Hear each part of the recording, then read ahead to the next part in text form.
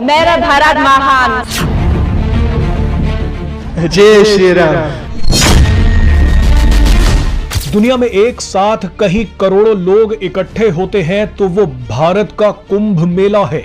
बताया जा रहा है कि इस बार 45 करोड़ श्रद्धालु महाकुंभ के लिए प्रयागराज पहुंचेंगे।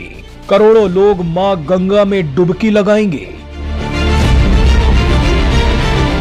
इस बार मां गंगा में डुबकी लगाने का मौका 144 साल बाद आ रहा है। इसीलिए इस बार बड़ी संख्या में विदेशी भी प्रयागराज पहुंचे हैं।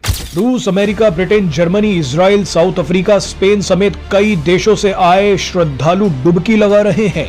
इन विदेशियों ने महाकुंभ में आते ही जय श्री राम के नारे लगा दिए। किसी ने भारत माता की जय बोलना शुरू कर दिया। गंगा नदी में कदम रखते ही ये विदेशी भावुक हो गए। इन सब की बातें आपको सुनवाएंगे, लेकिन पहले थोड़ा सा महाकुंभ के बारे में भी जान लीजिए। कुंभ कई तरह के होते हैं। एक कुंभ मेला हर 3 साल में लगता है, जो हरिद्वार, प्रयागराज, नासिक और उज्जैन में लगता है। फिर आता है अर्ध कुंभ, जो हर 6 साल में लगता है। अर्ध कुंभ का आयोजन सिर्फ हरिद्वार और प्रयागराज में होता है। 12 साल बाद जो कुंभ मेला लगता है उसे पूर्ण कुंभ कहते हैं। बताया जाता है कि 12 साल में जुपिटर सूर्य का चक्कर पूरा करता है, इसीलिए ये कुंभ हर 12 साल में आता है। पूर्ण कुंभ भी हरिद्वार, नासिक, प्रयागराज और उज्जैन में से किसी एक में लगता है।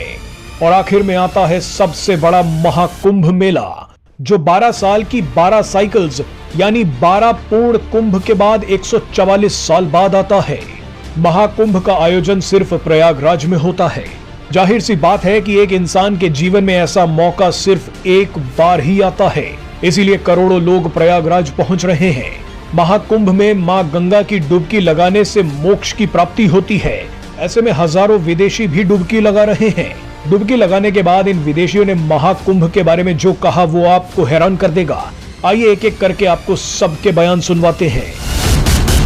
मेरा भारत महान. So I came from Russia, but I was flying from Vienna, from Austria, from Europe. I'm working and living in Europe, and India is just great. I mean, we came to Kumbh Mela first time in life, and this is a big Kumbh Mela, so we're very excited. It's like, you know, you see the real India, and the true power of India is their people. I love India. Mera Bharat Mahan. It's been beautiful. It's so well organized. The streets are clean. The people are so friendly and happy. Thousands and thousands of pilgrimage people just enjoying the beauty of the Kumbh Mela.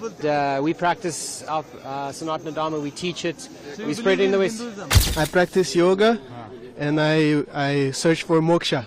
First time in India, I go Varanasi, then I come here. The water is cold, but the heart is warm. Jai Shri